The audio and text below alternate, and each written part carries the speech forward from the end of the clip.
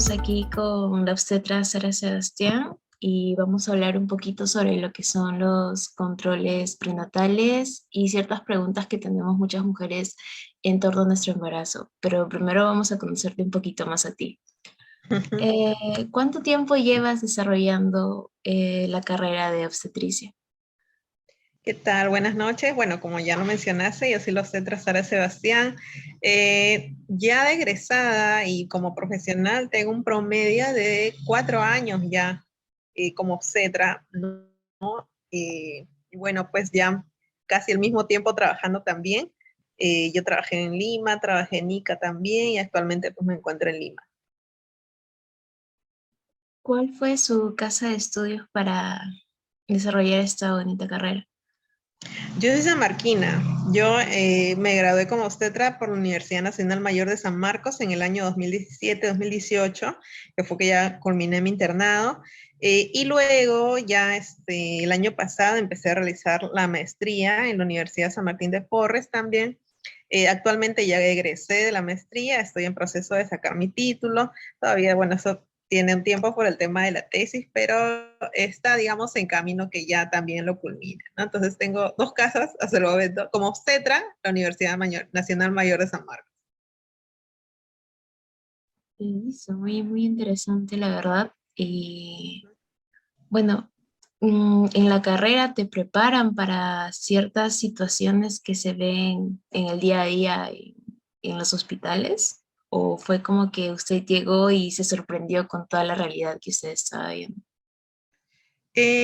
Sucede que en realidad la universidad te prepara en un porcentaje, digamos, un 60%, que abarca más que nada la parte teórica y la parte práctica también en los hospitales públicos donde realizamos nuestras prácticas y nuestro internado. Sin embargo, cuando ya te enfrentas, ¿no?, a la realidad de muchos centros de salud, muchos establecimientos que atienden a mujeres de las zonas de pobreza extrema, ¿no? De pobreza en realidad que hay en nuestra comunidad, te enfrentas a otra realidad distinta. Ahora, en la universidad también yo participé de un grupo, ¿no? De un grupo de campamento que justamente era un voluntariado que acudía a las zonas más vulnerables. Entonces, digamos que en mi etapa universitaria también pude conocer esa realidad, ¿no? No solamente lo que veíamos en los hospitales o en los talleres, que era pues de una parte nada más de lo que nos íbamos a enfrentar, sino también ya ver cara a cara a los pacientes que no tienen quizás, digamos, los servicios básicos para poder recibir una atención adecuada en salud, ¿no? Y eso yo lo recibí gracias a ese voluntariado y en parte lo complementé después, ya cuando egresé con mi servicio rural urbano marginal, que es el CERUS, que lo realicé en la ciudad de Ica,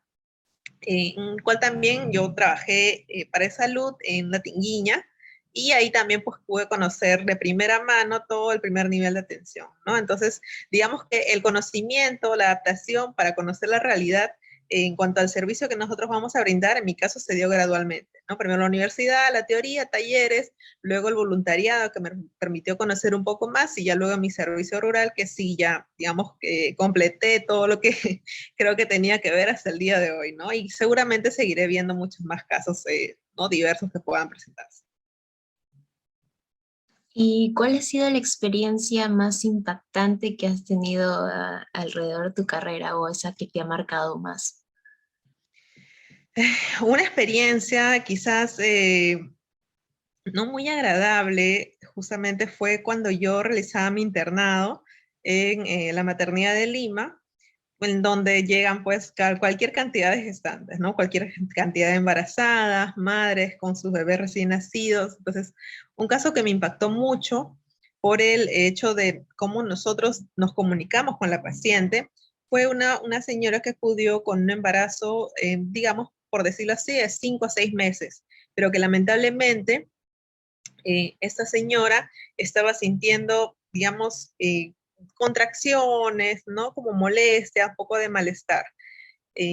No refería que sentía los movimientos del bebé. Entonces, en este caso, la paciente no estaba acudiendo por la falta o la ausencia de movimiento, ¿no? Me equivoco. La paciente tenía casi 8 meses en realidad de embarazo.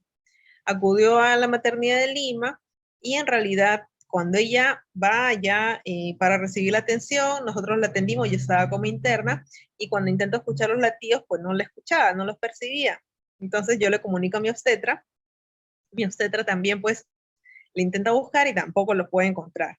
Inmediatamente la trasladamos al área de ecografía donde se le realiza el barrido, ¿no? Con el médico que estaba presente de turno y el bebé pues no tenía latido, ¿no? Lamentablemente había fallecido. Sin embargo, la paciente, la señora en este caso, no sabía que un signo de alarma era no sentir los movimientos del bebé.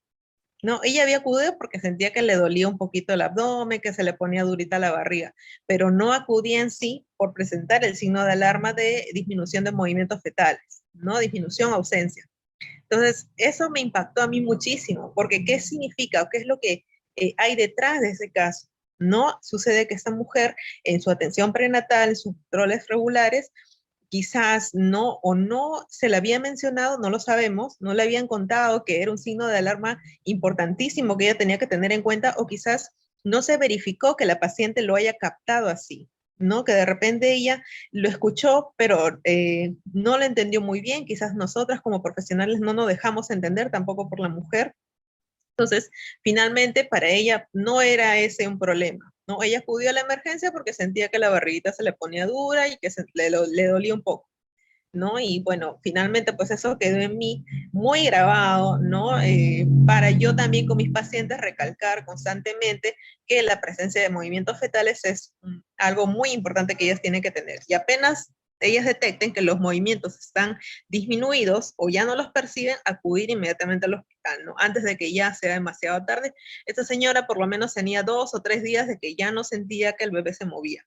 En 2 o 3 días después es muy poco lo que se puede hacer, ¿no? Y el bebé llegó fallecido en este caso, como un óbito fetal. Bueno, culminó en una historia, bueno, tuvo un final triste, ¿no? Pero eso me dejó a mí una gran lección. Wow. Existen muchas madres también que no se toman muy en serio lo que son los controles prenatales hoy en día. ¿Qué son los controles prenatales en sí? Las atenciones o controles prenatales, como se le conoce también, en realidad es un conjunto de acciones que nosotros los profesionales obstetras realizamos justamente para detectar oportunamente los factores de riesgo que puedan tener un embarazo, ¿no? Las anormalidades que puedan presentarse a lo largo de un embarazo. Hay muchas mujeres, como tú lo mencionas, que ya no toman en cuenta, ¿no? Que el control del embarazo sea normal. Sucede sobre todo con pacientitas que ya tienen más de 2 hijos, ¿no? Más de 3 hijos, ellas piensan que ya, ¿no? Ya el embarazo como ya lo han vivido, así lo van a vivir todos. Y en realidad no es así, cada embarazo es distinto, ¿no? Entonces, en la atención prenatal nos permite a nosotros como profesionales a tiempo poder indagar el estado de la madre en primer lugar y el estado del bebé en segundo lugar. Bueno, ambos en realidad tienen la misma importancia para nosotros, pero es a través del control prenatal que nosotros podemos ir evaluando cómo se va a desarrollar ese embarazo. El embarazo puede digamos, en algún momento complicarse, ¿no? Y eso es lo que a través del control prenatal nosotros evitamos. O detectamos oportunamente o prevenimos el riesgo que este embarazo pueda conllevar, tanto para la madre como para el bebé, ¿no? Y el control prenatal pues incluye todas las atenciones, las evaluaciones que se realizan a la gestante, la evaluación también del bebé a través de las maniobras de Leopold, latidos cardíacos fetales que nosotros vamos a ocultar en cada control. También incluyen los métodos diagnósticos que vamos a emplear, como las ecografías, ¿no? Como los exámenes auxiliares de laboratorio y la receta que nosotros le hacemos a nuestras pacientes de vitaminas, suplementos nutricionales para que el embarazo también se desarrolle adecuadamente. ¿Y cuáles son las enfermedades más comunes en los bebés?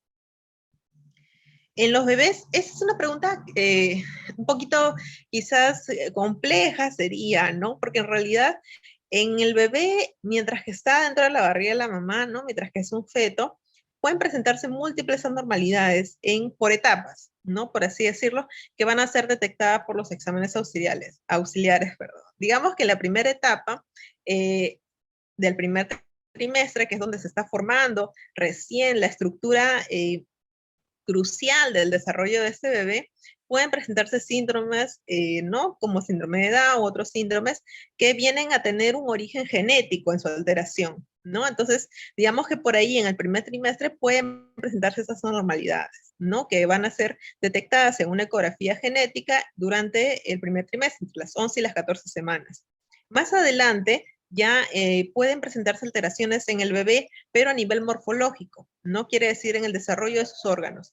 Por ejemplo, que tenga una restricción de crecimiento intraútero, ¿no? Que no crezca en el tamaño que debería crecer, o que crezca mucho más de lo que se espera, ¿no? Que sea un bebé macrosómico y ya empieza a ganar peso, pero a causa de una inadecuada ingesta de alimentos o quizás un exceso de grasas, un exceso de carbohidratos en la madre, hace que ese bebé crezca a un tamaño más desproporcionado de lo que se espera y que pueda perjudicar a la larga su futuro desarrollo, ¿no? Y bueno, otras anormalidades que puedan presentar el bebé, pues de repente eh, por ahí quizás una deformación a nivel óseo, ¿no? Displasia de cadera, por ejemplo, que no se pueda formar adecuadamente, o en la columna vertebral, espina bífida, ¿no? Y en general es muy diverso, ¿no? Es muy diverso, pero todo eso se va a ir detectando conforme se van haciendo los controles prenatales, ¿no? En cada control justamente se solicita primero una ecografía genética, luego una morfológica, luego una ecografía Doppler, ¿no? O sea, todo tiene una pauta. Entonces, vamos descartando mes a mes que no se vayan presentando alteraciones en el bebé a lo largo del embarazo. Bien, y también, bueno, se sabe que a muchas madres se les recomienda lo que es el ácido fólico y algunas otras vitaminas. ¿En qué mes las gestantes deben empezar a tomar estas vitaminas, estos suplementos vitamínicos? Lo que se debería hacer en realidad es empezar antes de que la mujer salga embarazada, ¿no? Lo que se conoce como atención preconcepcional, que es lo que también nosotros como obstetras realizamos. Es la preparación que tiene una mujer que desea salir embarazada, porque en realidad todo embarazo debería ser planificado. No debería agarrar por sorpresa. Entonces, una mujer que desea iniciar un embarazo a futuro, se le pide que con 6 meses, por lo menos de anticipación, inicie tomando ácido fólico, ¿no? El ácido fólico de 400 miligramos, una tableta todos los días, durante 6 meses, durante 3 meses, antes del momento en que ella desea salir embarazada. Pero digamos que ya pues una mujer no planificó, el embarazo se dio desde el primer momento que se detecta el embarazo, tiene que empezar a tomar ácido fólico. Y dependiendo de cómo vaya avanzando, ¿no? Si ya está por lo menos más de 4 meses embarazada, al ácido fólico se le agrega sulfato ferroso y no, que es el hierro. Si ya esa paciente que está embarazada no tomó vitaminas y se entera o empieza a controlarse a partir de la mitad del embarazo, a partir de los 5 meses, se indica a esta paciente hierro y calcio, ¿no? Entonces, digamos que son esas 3 etapas en las cuales nosotros vamos a indicar los suplementos. Si es una paciente que está en un primer trimestre, 2 meses, 3 meses, 4 meses de embarazo, ácido fólico básicamente es lo que vamos a indicar en primer lugar. ¿Qué recomendaciones le daría a las madres gestantes? ¿Qué? Discúlpame, no te escuché. ¿Qué recomendaciones les daría a las madres gestantes? Hola, ¿Me escucha? ¿qué recomendaciones? Ujú. ¿Qué recomendaciones le daría a las madres gestantes? Ok. A las madres que ya, bueno, a las que ya están gestando, en realidad, básico es que tiene que realizarse el control prenatal. Eso es fundamental, número uno. No importa la edad gestacional en la que se encuentre, no importa si de repente le está empezando muy tarde o muy temprano, desde el momento en que se entera que está embarazada, tiene que acudir al centro de salud para que se realicen los controles. Segunda recomendación, tiene que tomar los suplementos nutricionales que se le indican, no las vitaminas, dependiendo de la etapa de embarazo en la que se encuentre. Número 3, cumplir con los análisis que se le solicitan, los análisis de sangre, análisis de orina, ecografías, es también muy importante para que nosotros realicemos un adecuado seguimiento. Y bueno, cuidados generales del embarazo que se recomiendan, ¿no? El primer trimestre del embarazo se indica a la paciente pues que evite hacer cualquier esfuerzo exagerado, subir y bajar escaleras de forma continua, caminar demasiado, ¿no? De repente consumir medicamentos que no se le han indicado es imposible para una gestante, ¿no? Muy, muy restrictivo es el tratamiento médico que una gestante va a recibir en cuanto a fármacos, ¿no? Entonces, para una gestante está prohibido totalmente automedicarse, evitar consumir alcohol, obviamente, ¿no? Cualquier tipo de sustancia tóxica, drogas, evitar mucho café, muchos, digamos, sustancias nocivas para ella, como el exceso de cafeína, exceso de carbohidratos, todo lo que son harinas, hay que bajar a lo mínimo, si es posible suprimirlo totalmente, ¿no? Al igual que las grasas también, seguir las recomendaciones nutricionales de acuerdo al peso con el que está iniciando el embarazo también es muy importante. Las relaciones sexuales se permiten, pero a partir del segundo trimestre en adelante, ¿no? En el primer trimestre también se suspenden por el riesgo que hay de que se convierta ese bebé, pues, ¿no? Ese embarazo en una amenaza de aborto. A partir del segundo trimestre puede continuar. Y bueno, luego, después de ello, evitar consumir también a veces unos preparados de hierbas que unas personas pueden indicarle, ¿no? Sobre todo cuando ya están cerca al parto, le dicen, tómate eso, tómate esta hierbita, tómate este, ¿no? Poquito de licor, que a veces les dan a algunas gestantes para que puedan acelerar las contracciones.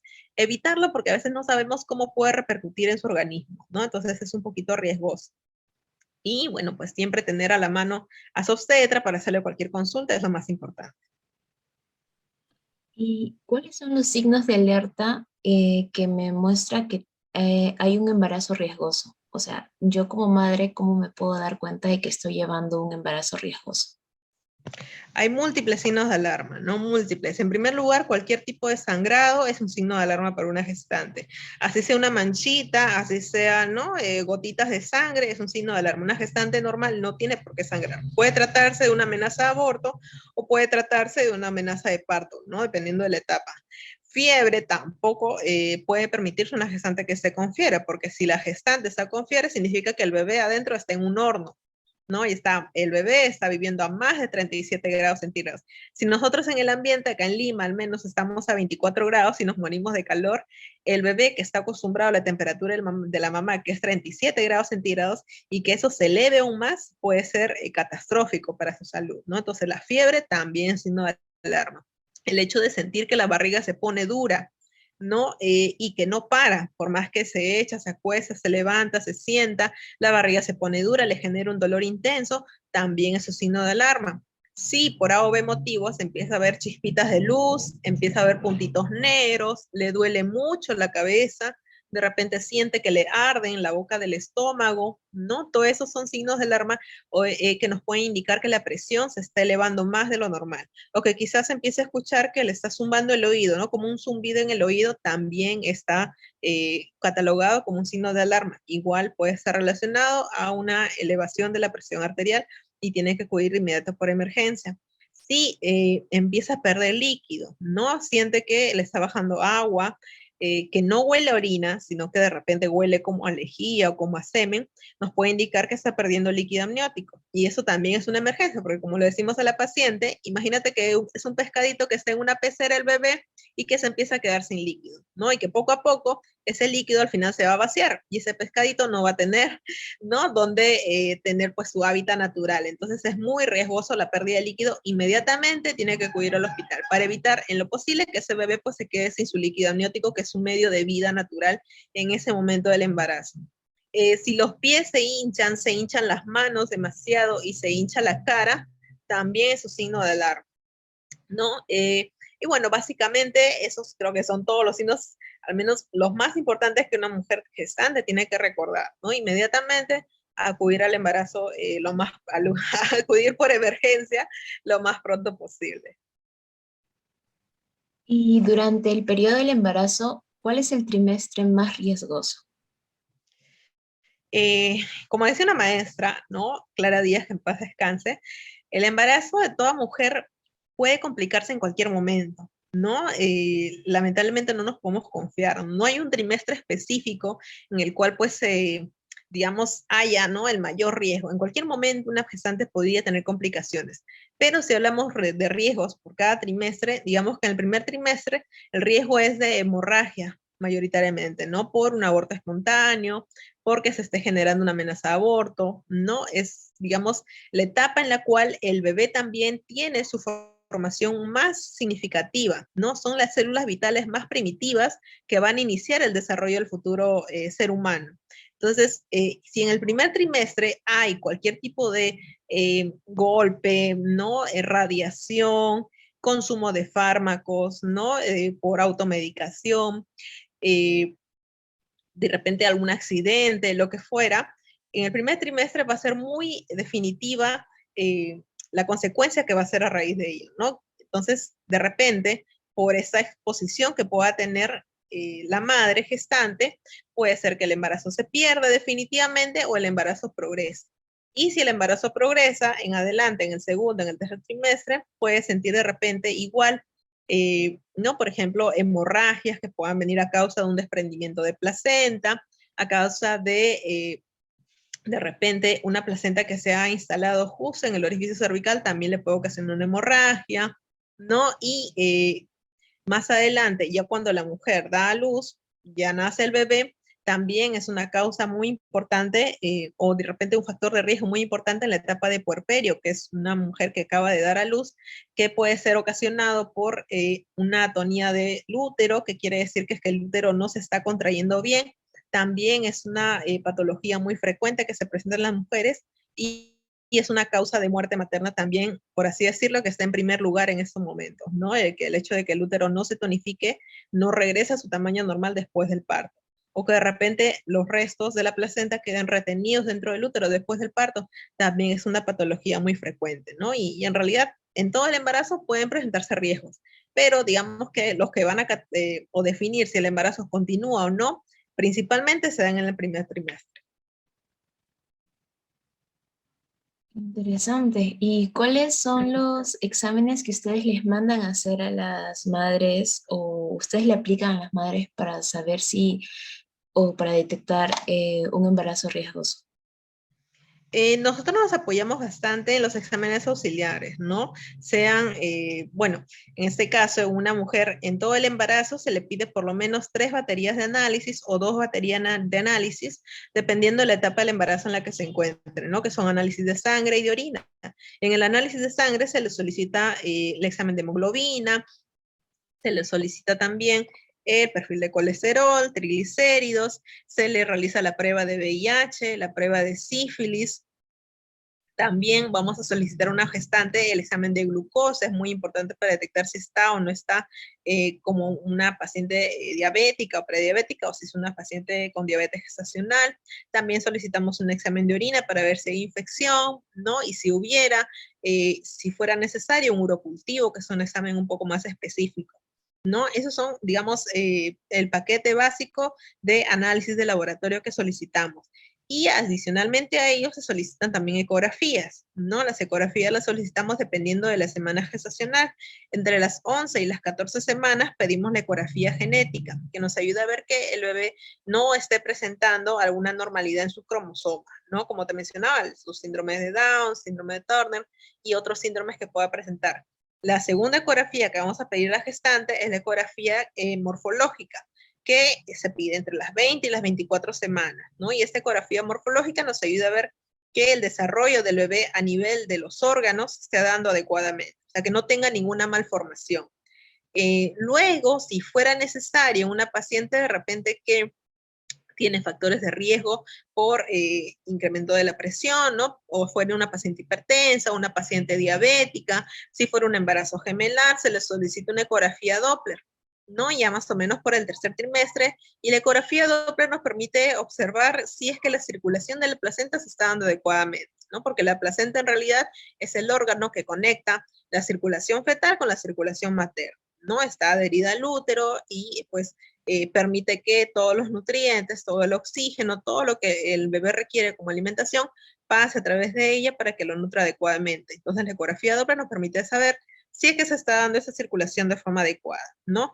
Y bueno, en adelante, ya casi próximos al parto, solicitamos una ecografía obstétrica básica que nos permite saber el peso final del bebé, nos permite saber si hay circular de cordón o no lo hay, qué cantidad de líquido está presentando, qué grado de envejecimiento tiene la placenta, nos permite saber la posición final del bebé, ¿no? Ya digamos, preparándonos para que ya pues se produzca el parto en sí, ¿no? Entonces, básicamente esos son los análisis. También solicitamos los test de monitorización fetal, el monitoreo electrónico fetal, que no se realiza de rutina, ¿no? Salvo el test no estresante, que es en el cual se colocan unos chupones, ¿no? En el abdomen de la madre. Uno es el que nos permite detectar los latidos del feto y el otro chupón o el otro, olvidé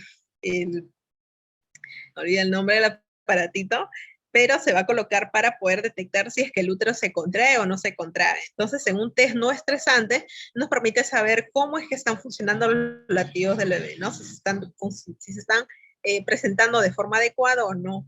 Y en el test estresante, que es similar, pero al test estresante vamos a agregarle oxitocina a la madre, vamos a producir contracciones artificiales en ella, y con ese test estresante vamos a ver si es que la placenta responde adecuadamente frente a las contracciones, ¿no? Entonces, también es un examen que se solicita, no se realiza de rutina, pero sí, pues nos ayuda también a saber de qué manera la placenta y el bebé responden frente a las contracciones, ¿no? Observamos latidos cardíacos, observamos contracciones de la madre.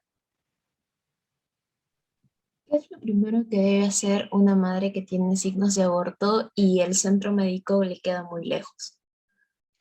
Ya, si una madre de repente está empezando a sangrar o tiene mucho dolor, lo primero que tiene que hacer es no, buscar un medio de transporte para acudir al centro de salud más cercano, ¿no? Y de repente en el lugar donde se encuentre no hay el acceso, entonces solicitar ayuda, ¿no? Pedir ayuda porque lo que tiene que hacer en ese momento es ser atendida, ser transfundida, sea por solución líquida, ¿no? Cloruro de sodio, porque si está perdiendo sangre de forma continua, necesita reponer esa pérdida, ¿no? Entonces tiene que buscar ayuda para que puedan canalizar una vía, ¿no? Y administrar los líquidos que requiera.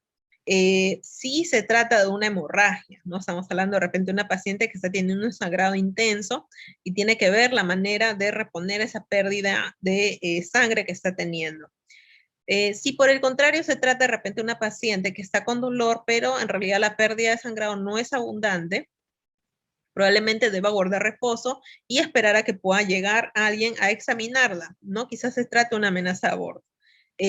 Pero de todas maneras, la solución no está en quedarse en casa. Sí o sí tiene que ser atendida, ¿no? De repente queda demasiado lejos, ¿no? Buscar de repente el apoyo de una movilidad que la pueda llevar o un familiar que la pueda trasladar o comunicarse con el centro de salud, y muchas veces somos los obstetras los que acudimos al domicilio de la paciente. Cuando la paciente no se puede trasladar, entonces van a su casa, ¿no? Y es ahí donde la atienden. Pero en realidad una paciente que está con aborto, ¿no? O que ya se está produciendo, o que ya tuvo la pérdida, requiere ser examinada en la brevedad para evitar que ese aborto se convierta en un aborto séptico, ¿no? O sea, que ya se convierta en una infección generalizada y ponga en riesgo su vida, ¿no? Ya de por sí tener hemorragia es riesgoso, ¿no? Pero que esa hemorragia se le sume la infección es mucho más riesgoso todavía.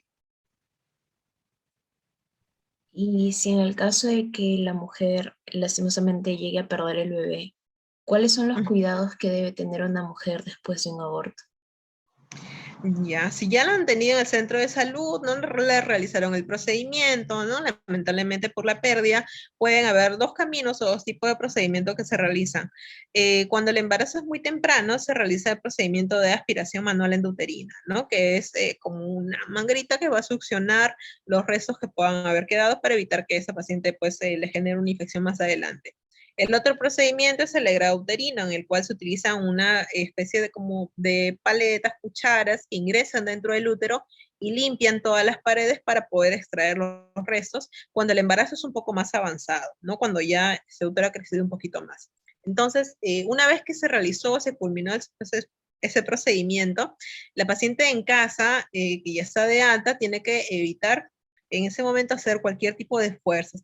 Tiene que guardar reposo, estar atenta también a los signos de alarma, que serían en este caso tener un sangrado maloliente, ¿no? Tener fiebre que pueda presentarse también, o que de repente empiece a sangrar de manera intensa y presente dolor.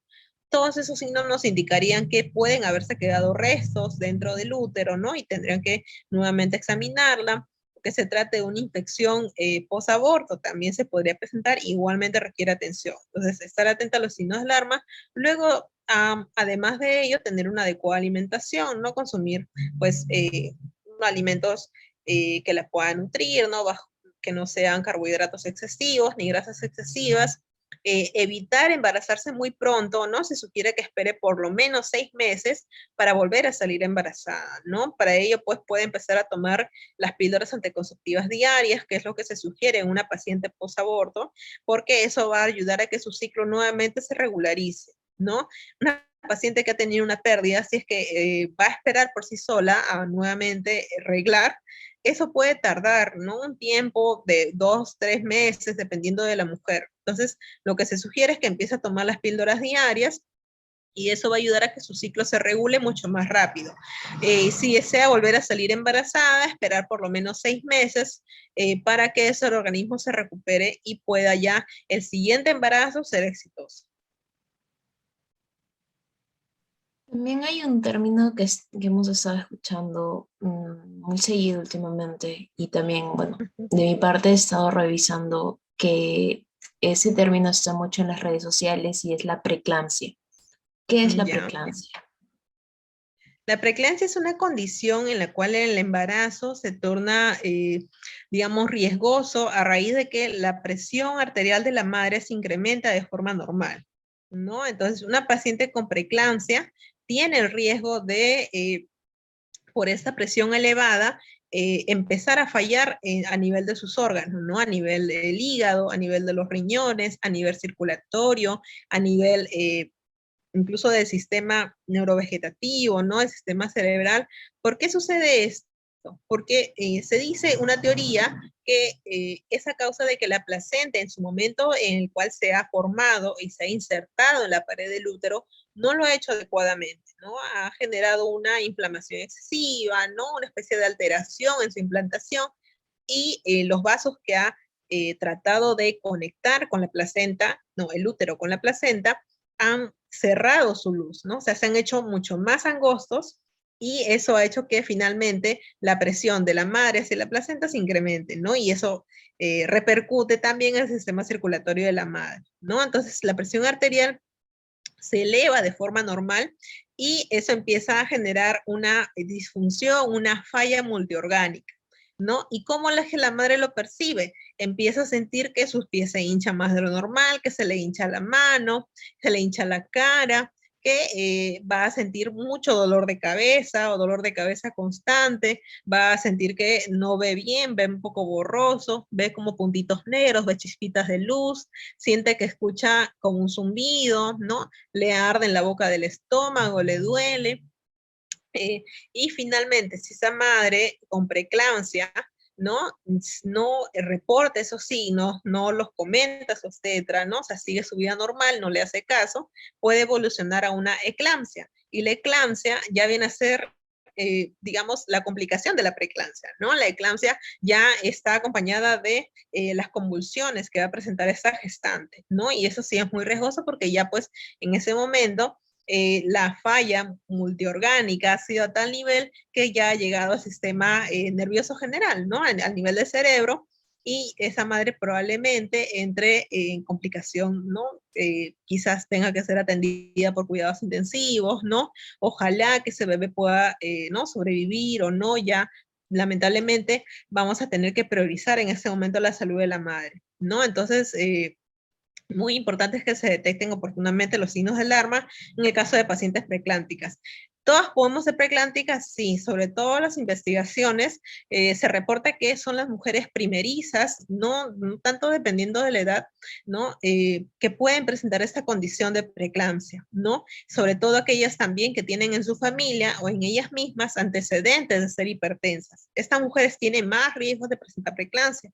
A las gestantes adolescentes también tienen un riesgo elevado de ser preeclámpticas, ¿no? Y aquellas mujeres que también tienen embarazos gemelares o que son pacientes que han tenido o que se han embarazado muy mayores también tienen el riesgo de presentar la preeclampsia, ¿no? Es una condición que no discrimina, pueden presentarse en cualquier tipo de mujer, ¿no? Pero sí es muy importante la prevención, ¿no? Y en este caso, para evitar que la preeclampsia pues se comprometa los órganos vitales, muy importante que acuda a los controles prenatales, llevar una dieta adecuada, ¿no? Baja en sal, sobre todo aquellos alimentos que puedan evitar que la presión arterial se altere, ¿no? Y tener en cuenta los signos de alarma sobre todo.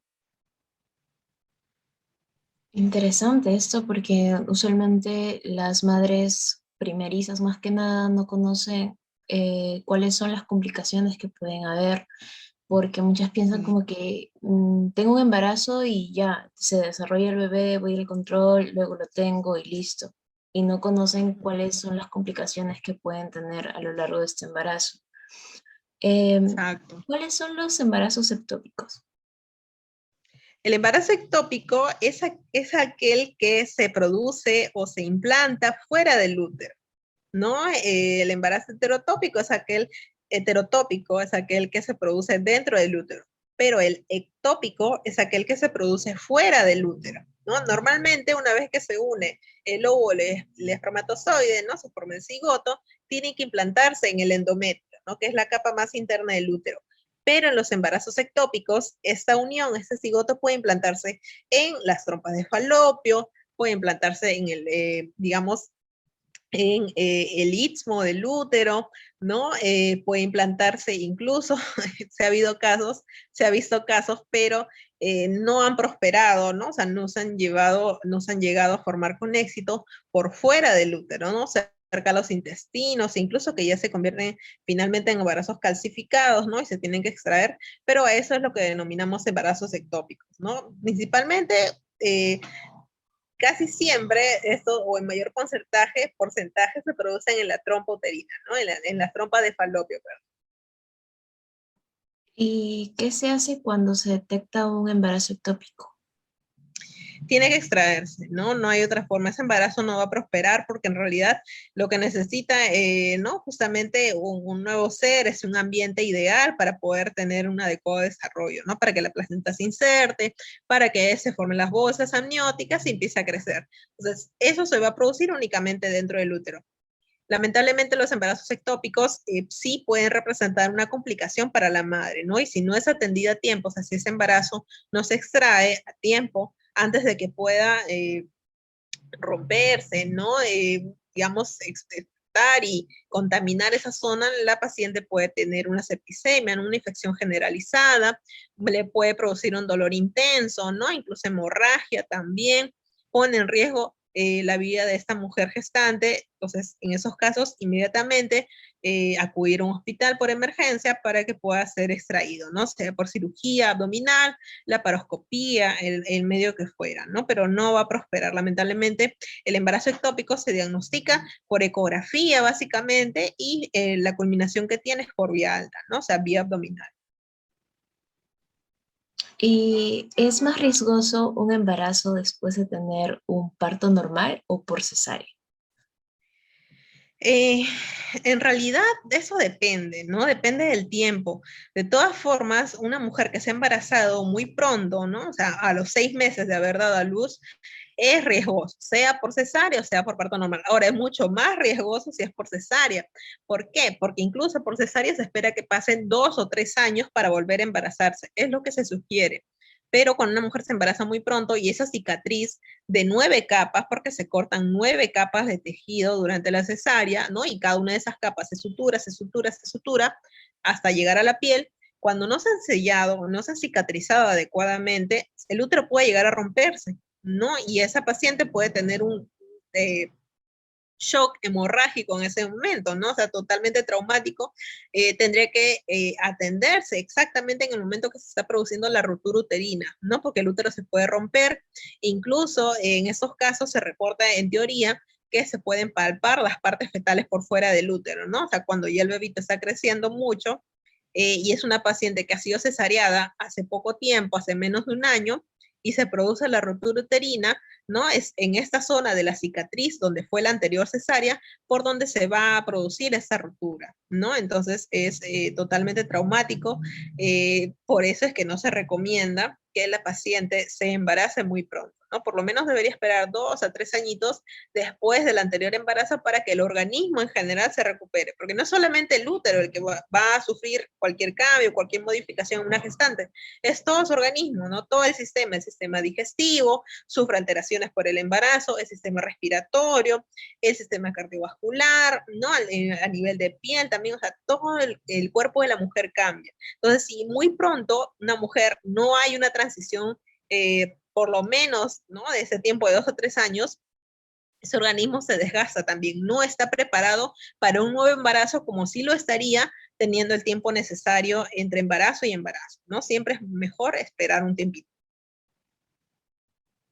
Muchas mujeres esperan el tiempo correcto o la mejor edad para quedar embarazadas? ¿Cuál es esta mejor edad para que la mujer quede embarazada y no tenga tantos riesgos como ellos le llaman en el embarazo? Claro, ¿qué es lo que sucede? ¿No? Digamos que la edad ideal, ¿no? Lo que debería respetarse para que se pueda dar un embarazo exitoso es entre 25 y 35 años. ¿Por qué no antes de los 25 años? Porque se dice que la mujer en realidad no ha alcanzado su clímax reproductivo, ¿no? O sea, sus óvulos todavía pueden desarrollarse y pueden perfeccionarse aún más y en realidad todo el organismo de la mujer, ¿no? A nivel de la formación final de caderas, en la talla final, ¿no? El hecho de psicoemocionalmente también estar preparadas con una madurez ya para poder ser madres, ¿no? Y a nivel en todos los órganos también ya han alcanzado una madurez para que se pueda dar un embarazo exitoso. En una adolescente, por ejemplo, no ha alcanzado un desarrollo morfológico normal, ¿no? De su organismo, no son casi mujeres pequeñas, con cuerpos que no se han terminado de desarrollar, entonces eso representa un riesgo para el embarazo. Y después de los 35 años, tampoco se recomienda ya o se puede embarazar, ¿no? En realidad una mujer puede seguir embarazándose mientras menstrue porque cada menstruación implica que probablemente esté ovulando. Entonces una mujer menstrua casi hasta los 45 años, 48, algunos hasta los 50 o más. ¿Pueden embarazarse hasta esa edad? Sí pueden. ¿Deben embarazarse hasta esa edad? No deberían. ¿No? Porque así como nosotras vamos envejeciendo, como todas las mujeres, con el paso de los años, nuestros óvulos envejecen junto con nosotros, ¿no? Entonces, se dice que a partir de los 35 años ya el riesgo de tener alteraciones a nivel genético, a nivel cromosómico en nuestros óvulos es mucho mayor, ¿no? Entonces, ese riesgo implica que puede tener nuestro bebé pues algún tipo de síndrome, ¿no? Y no solamente ellos, sino que también ya orgánicamente, como nuestros órganos pues están un poco más envejecidos, ¿no? Por el paso de los años, ya la misma edad de la madre es un riesgo, ¿no? Ya de por sí una paciente gestante mayor de 35 años, sabemos que ya es un embarazo de riesgo, ¿no? Así no tenga ninguna otra complicación, ningún otro factor de riesgo, o sea, aparentemente sana, sin ningún tipo de alteración, todo ok, pero solamente por la edad ya representa un riesgo, porque la evidencia nos dice que en realidad es así, ¿no? En realidad es así y hay que manejarlo con mucha precaución. Justo también hace un rato atrás hablaste de los embarazos gemelares, los embarazos Uh -huh. dobles. Estos son de mayor riesgo que los embarazos de cuando, bueno, tienes un solo bebé o se lleva a la par. En realidad el embarazo gemelar sí representa también un riesgo mayor, ¿no? ¿Por qué? Por el hecho de que es, digamos, son dos bebés a los cuales una sola mujer va a aportar a su desarrollo, ¿no? Entonces, incluso es mucho más riesgoso cuando los dos bebés comparten la misma placenta y comparten la misma bolsa amniótica. ¿Por qué? Porque puede darse el hecho de que uno se desarrolle más y el otro no se desarrolle completamente, ¿no? Y uno de los bebés fallezca, ¿no? Ese es un riesgo, por ejemplo, para los bebés. También el riesgo está en que estas mujeres de embarazos gemelares tienen mayor predisposición a septicemia. O, por ejemplo, estas mujeres también necesariamente se sugiere que los partos sean por cesárea y la cesárea de por sí, como toda operación, representa un riesgo adicional, ¿no? Y obviamente por el hecho de ser dos bebés a los cuales va a albergar en su útero, representa mayor gasto cardíaco, no puede generarse después del parto una hemorragia por el sobreestiramiento del útero, ¿no? Porque este útero que se ha estirado más, mucho más todavía, no se llega a contraer adecuadamente, puede producirse una hemorragia del útero por atonía, ¿no? Por falta de tono uterino, y en general una serie de complicaciones que se han descrito en estos casos de embarazos gemelares, ¿no? Bueno, lamentablemente cuando sucede una gestante, pues no queda de otra que seguir adelante, ¿no? Con la gestación, obviamente, pero sí estas gestantes son catalogadas también como pacientes de alto riesgo, ¿no? Y requieren igual la misma ablación, ¿no? La supervisión de ambos bebés con la misma rigurosidad con que se hace una paciente normal y teniendo en cuenta pues que esta paciente gestante de embarazo gemelar tiene un riesgo incrementado por cualquier complicación que podría presentarse. Eh, ¿Cada qué tiempo hay, o bueno, cada qué tiempo se espera entre control y control? prenatal? Varía, ¿no? Varía porque sucede que en el primer trimestre, hasta el segundo trimestre, ¿no? Digamos que hasta las 32 semanas, nosotros casi lo manejamos por semanas, los controles se hacen una vez al mes, no una vez cada mes, no una vez cada mes, una vez cada mes, hasta que lleguemos a las 32 semanas. A partir de las 32 semanas, 32 a 34 semanas, ya las citamos cada 15 días, ¿no? Cada 15 días, y cuando ya llega la paciente a las 37 semanas, que ya estamos hablando del último mes, la citamos cada semana, ¿no? Cada semana, porque ya se acerca el momento del parto y tenemos que ver en realidad cómo es que esa paciente está empezando a tener contracciones o no, si ya presenta los signos de parto, si el bebé está encajado o no, si de repente ya la posición del bebé se quedó como bebé en podálico, ¿no? O sea, se quedó de pie o se quedó echado, esa mujer no va a dar a luz por parto normal si no se le programa una cesárea, ¿no? Entonces, en el último mes ya se vuelve semanal. ¿Y qué pasa si una madre que tiene un embarazo gemelar va a su control, perdón, a su control y cuando chequean a los dos bebés están bien y al siguiente control se da cuenta de que uno de ellos falleció y el otro sigue vivo? ¿Qué se hace en esos casos? En esos casos, lo que indica el protocolo es que eh, lo que sucede es que no se puede poner en riesgo el bebé que queda vivo, ¿no? No se puede poner en riesgo, en este caso, el bebé que queda vivo. Entonces, dependiendo de, en realidad, esta madre y de la edad gestacional en la que se encuentre, se va a permitir que este bebé pues se expulse o se extraiga, ¿no? Si ya se encuentra en el último trimestre, quizás más de 34 semanas, se realiza lo que se conoce como la maduración pulmonar, ¿no? La maduración pulmonar es un procedimiento en el cual se administra a la paciente corticoides, ¿no? Dexametasona, para que los pulmones del bebé maduren, ¿no? Maduren más rápido para que pueda tener, cuando nazca, una buena respiración. Entonces, si ya pasaron las 34 semanas, se puede realizar una cesárea de emergencia para preservar la vida del bebé que queda ahí todavía, ¿no? Pero siempre teniendo en cuenta el procedimiento de maduración pulmonar que se tiene que hacer de todas maneras. Y bueno, lamentablemente, en caso del bebé que ha fallecido, pues vamos a tener que extraerlo, y el bebé que queda vivo puede pasar quizás a cuidados intensivos, no con una evaluación estricta, siempre que no se haya contaminado, no tenga ningún signo de infección, puede ser dado de alta, ¿no? Pero esto va a requerir siempre una observación constante, por lo menos hasta las 37 semanas que ya habría alcanzado su maduración, ¿no? Hablar de las 34 semanas es como decir, pues, que es un bebé 7 mesino, ¿no? Por así decirlo, y ya tiene capacidad de sobrevivir fuera del útero. ¿Y cuáles son sus recomendaciones ya para acabar sobre la planificación familiar?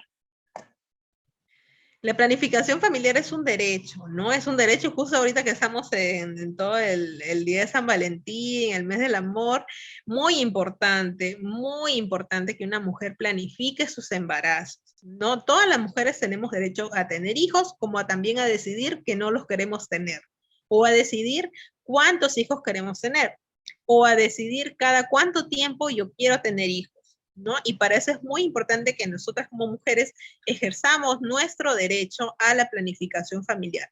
Y como es un derecho, en todos los centros de salud del país se suministra métodos anticonceptivos de forma gratuita, se da la consejería de forma gratuita. Entonces, no hay un pretexto en sí para que, digamos que en realidad yo no supe de los métodos anticonceptivos, no me dijeron, nadie me dijo nada, ¿no? Sino que, por el contrario, el Estado provee las facilidades para que las mujeres puedan recibir la anticoncepción, ¿no? Y también, ¿no?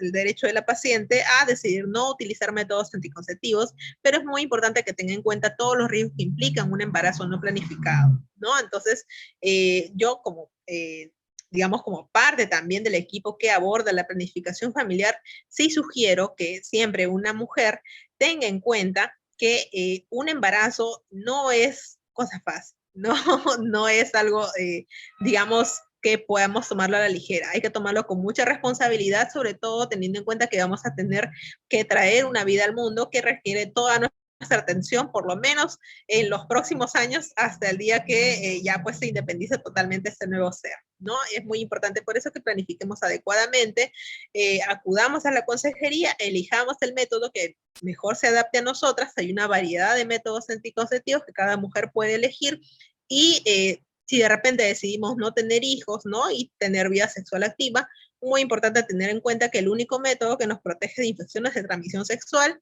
es el preservativo, ¿no? Entonces, luego de eso pueden utilizar todo, bueno, el método que mejor se adapte a ustedes. Y también otra cosa importante, tener en cuenta que la píldora de emergencia no es un método anticonceptivo, es solamente de emergencia y debe ser utilizado en casos únicamente pues que nos olvidemos el método, ¿no? Que haya habido un caso de violación, por ejemplo. También es un derecho de la paciente exigir la píldora de emergencia en cualquier centro de salud y sobre todo para evitar pues que se produzca este embarazo no deseado.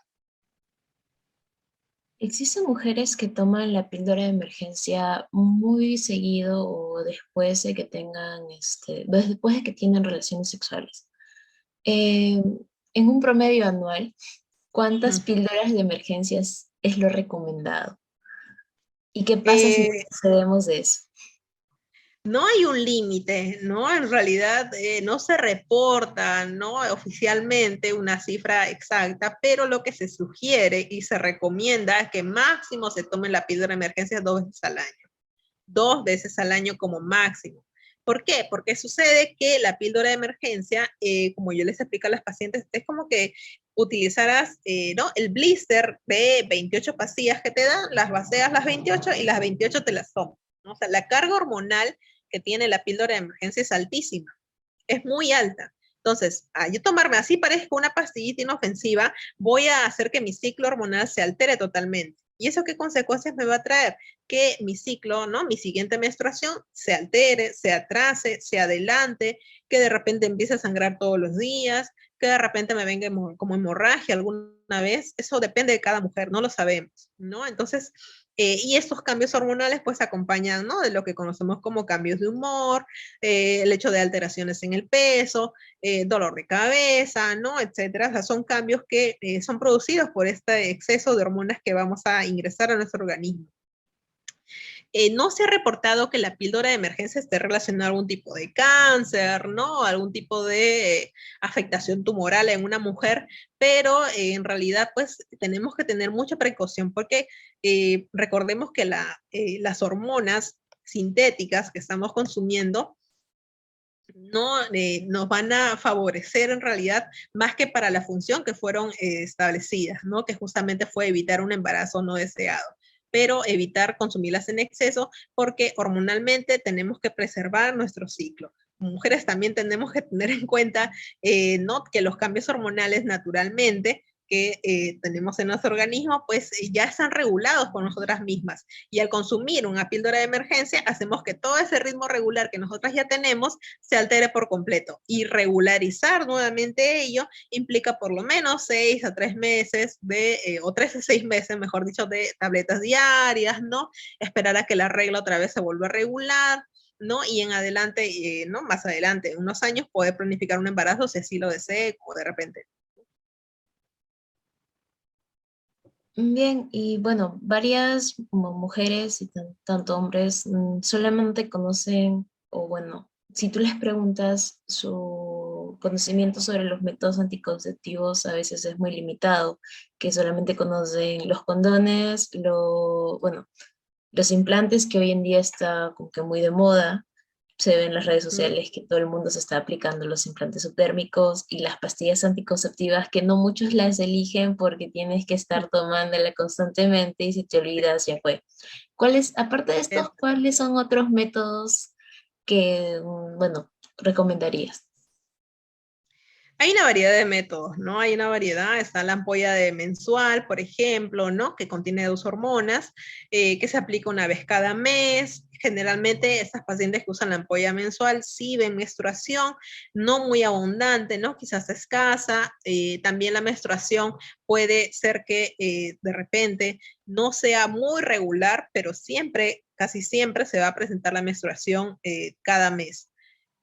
También existe la ampolla de 3 meses que se aplica una vez cada meses, generalmente estas pacientes no ven sangrado, no ven regla o ven solamente manchitas, ¿no? Eso es parte del efecto secundario de este método.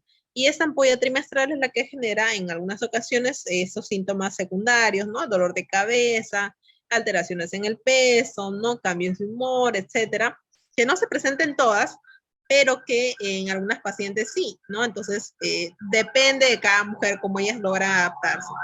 Otro método también que existe es la T de cobre, ¿no? La T de cobre es un método que no tiene hormonas, pero que lamentablemente al ser un dispositivo que se coloca dentro del útero, sí altera los patrones menstruales, ¿no? El patrón menstrual en realidad puede generar, por ejemplo, en esta mujer mayor cantidad de sangrado en la regla, mayor dolor en cada menstruación, ¿no? Y por los hilos que quedan por el cuello uterino, para que nosotros nos fijemos que está bien colocado, a veces estos hilos que quedan pueden ser como un puente de acceso para gérmenes y bacterias que ingresen dentro del útero, ¿no? Entonces, la T de cobre se sugiere en aquellas mujeres que no desean utilizar nada de hormonas, pero que se solicita en este caso que tengan una adecuada, digamos, salud vaginal, ¿no? Por así decirlo, en su ecosistema, que no tenga ningún tipo de flujo, ningún tipo de infección genital. Entonces, lo más probable es que sea exitosa